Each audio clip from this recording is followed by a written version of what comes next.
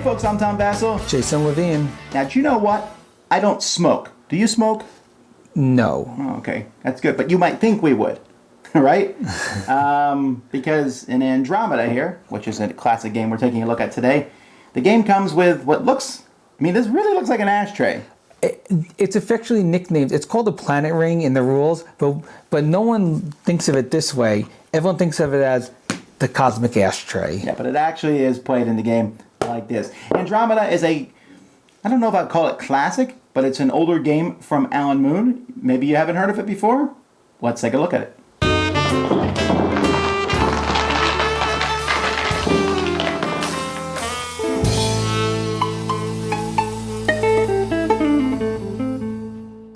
At the beginning of the game, players are going to have different stations that are placed on the different planets, and on Earth, this is based on the number of players in the game. Each player is also going to start with a hand of planet cards that show the different planets that are in the Andromeda system, and each player has 2 special cards like this. At the beginning of each round, a player can play one of their special cards. You can do this twice per game. This lets you either move 2 cubes from Earth to any planet you want, or you can take all the cubes on a planet and bring them back to Earth. Your choice, you have one of those options. Then there's a trading phase. Each round someone is the start player. That person's going to pick a card that they would want to trade away and place it in front of them. Each other player has to pick a card that is different than that card from their hand, and they'll all reveal them at the same time. So let's pretend these are the cards that were offered by their players. The player then picks another card that he puts face down in front of him, and then everyone else will put down a card, and the cards that they put down are not allowed to match either of the cards on the table. So perhaps they played these cards like this. And again, this is done simultaneously. Then the starting player has the option to do a third card if they want to, but they don't have to do a third card. So let's say in this case they don't add a third card. So now they're going to decide which of these people they want to trade with. Well, this guy offered 2 of the same card. I want those 2. And then that player gets these 2 cards, which they can immediately put in their hand, or they can leave them out. So let's say they leave them out. Then this player says, oh, I want those 2 cards. So they take those, give them to this player. Now this player decides he does want them, so he keeps them. This player has kept these. Now this player has not much of a choice, so trades with this player, takes these cards. This player puts them in his hand. And there's always a possibility when it gets to you, there's no one to trade with, so you can put your cards back in your hand. And when it gets to you, you actually don't have to trade with somebody. Only the first player does. Everyone else can not trade at all and just put the cards in their hand. After that, each player gets 2 actions, except for the starting player. Each round gets 3 actions. One of the actions you can do is discard 2 cards from your hand and draw 3 cards. Draw 2 cards, replace them from the deck. Then you can also play sets of cards. Now, one of the things that you're often going to do is you're going to move stations to planets. So when you do that, you have to play a set of cards of the same planet, which is 3 to 7 cards of that planet. And then you will move stations equal to half the cards you've played, round it down. So if I only play 3 cards, I can move 1 station to that planet.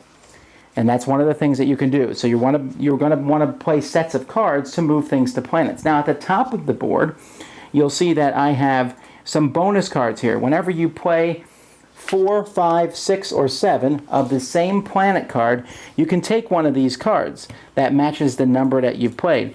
If you hold that card in your hand till the end of the game, respecting hand limit, you will get this many points, 2, 3, 4, 5 points. However, more importantly, you can use these as wilds as the game goes by, and you can play them with sets to get the big set that you need. Of course, then you will discard them. You can offer them up in trade to other players too. Now, one thing that a player may do on their turn for one of their actions, maybe I played a big set of cards and I added 2 cubes to this.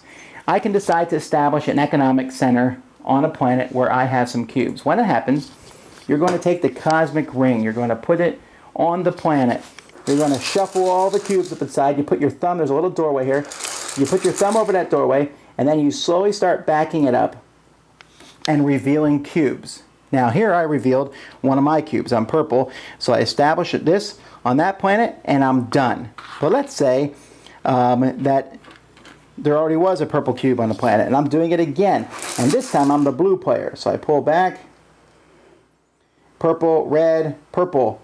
Well, Those three guys here. Now, I must mention, to establish an economic center, you're going to need to play a number of cards again to do that. So to establish an economic center on a planet, you need to play cards, which again are divisible by 2, and that's how many cubes you're going to reveal. Now, I'm the blue player, and I didn't reveal any of my blue cubes. So let's say I played a set of 6 cards, so I got 3 cubes. These 3 cubes, however, are sent back to Earth. So every time that you do this, let's say blue does it again, it gets 3 more cubes. 1, 2. Blue still did not get theirs, but these 3 cubes are sent back to Earth. And now there's 1 blue cube left on the planet. So there's obviously luck in which of these are going to come out. But if you do pull your color, you'll take the highest station that's available at that point in time. And those are going to be worth points at the end of the game. You can also, for one of your actions, increase your tech. At the beginning of each round, players will draw 9 cards. But if you increase your tech here by playing a set of 3, a set of 4, and then a set of 6, you can have 10, 11, and then 13 cards. Or you can go down here and increase your tech on this one. This, when you trade with other people, you can trade 4 cards instead of 3. When you discard and redraw, you can do 3 cards instead of 1 or 2. And this one, if you do a set of 5, you will, when you play cards on a planet to send stations there or to use the cosmic ring on that planet, you round up instead of rounding down. These are also worth points at the end of the game. The game ends when 3 economic centers on 3 planets are finished. And when that happens, you'll end that round. You'll score. Each player will get the points for the economic centers that they have on the planets. They'll get points for the technology. They'll get points for any bonus cards that they might still have in their hand. Each cube they have on Earth is worth 1 point, and whoever has the most points is the winner of the game. Alright, Andromeda is a game that's out of print, and I would imagine it will stay that way. I like Andromeda, but I don't feel like it got enough love during its print, during its print run that it will be continued to be made. True. And most of that is due to this. I like this, but a lot of people hate it. And I can understand why. Because it has the same thing that Killer Bunnies has, right? You could put 30 cubes in here, and there's 1 cube of someone else's, and that's the cube that gets pulled out, right? Yes. Or what really bugs people, I think, is when, let's say it's Jason's turn, and so he puts 4 cubes on the planet. And then it's my turn, and I put 1 cube on. I'm like, I'm going to try it. And I pull, and my 1 cube's the one that comes out. Yeah. And actually, first, all 4 of his come out. So I send them back to Earth, and then mine comes out, and I get the most expensive planet. And so you have to go into this game realizing that there is that very hefty luck element to it. Yes, but I like that. I mean, I'm the opposite. I think this is an awesome mechanic, and I really like the way the randomness is in it. I mean, normally, you're not playing games for randomness, or if I had 3 cubes and you had 1, or let's say I had 5 cubes and you had 1, and you rolled a d6, you only succeeded on a 1, and I succeeded on a 2 through 6. But in this, it's more fun going like this and going toot, toot, toot, toot, toot, and having those cubes come out. And to me, that makes it fun, and I think that this ups the level of the game for me a lot. Oh, well, let me rephrase. I was just saying what people said. I actually like that too. However, I'm just telling you, if you go into this game, you have to realize that's going to be a factor.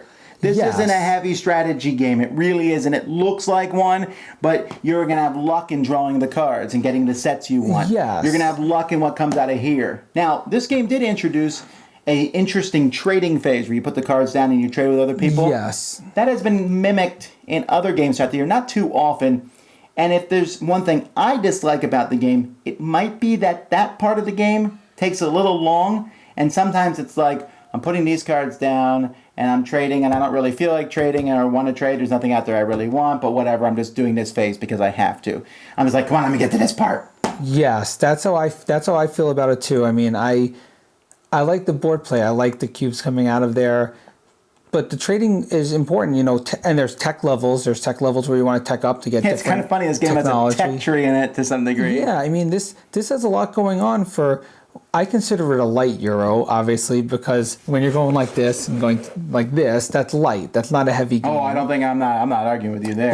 But it's fun, and it's got a good fun factor, which is as important in the game as anything else. One thing that when this game came out, there was almost no space games.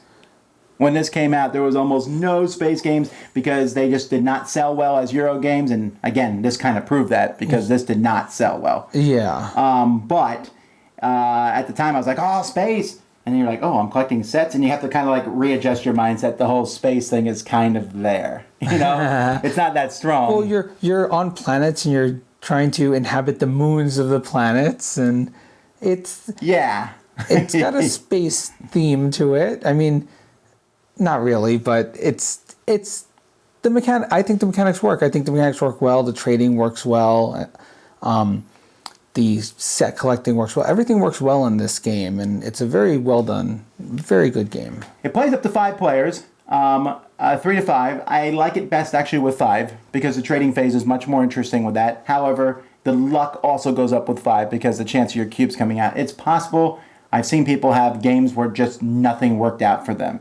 However, the game is an hour, but once you know what you're doing, you really can get that down to like 30 to 45 minutes. That's not so bad. And again, you're like, just laugh it off and go because it's so much fun to see the cubes come out of here. I think this mechanism, I would love to see this used in something else. This is like the early precursor to the Wallenstein cube tower. Exactly. It is kind of a precursor to that. I was going to mention that too, like Wallenstein and all Shogun, the games that use the with that. This is basically like a equivalent, but it's so much cooler. I mean, come on. This thing is so cool. The cosmic ashtray. It makes the game.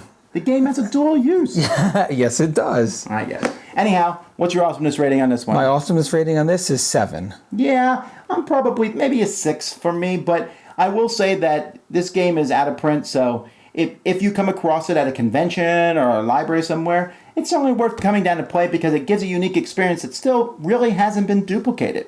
Nope. That's Andromeda. I'm Tom Vasel. Jason Levine. Thanks for watching The Dice Tower.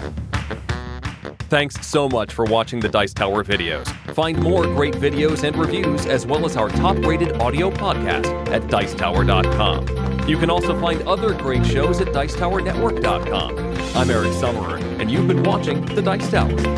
The Dice Tower is sponsored by Cool Stuff Inc., where you can find great games for great prices. Cool stuff in stock. Check them out at CoolStuffInc.com.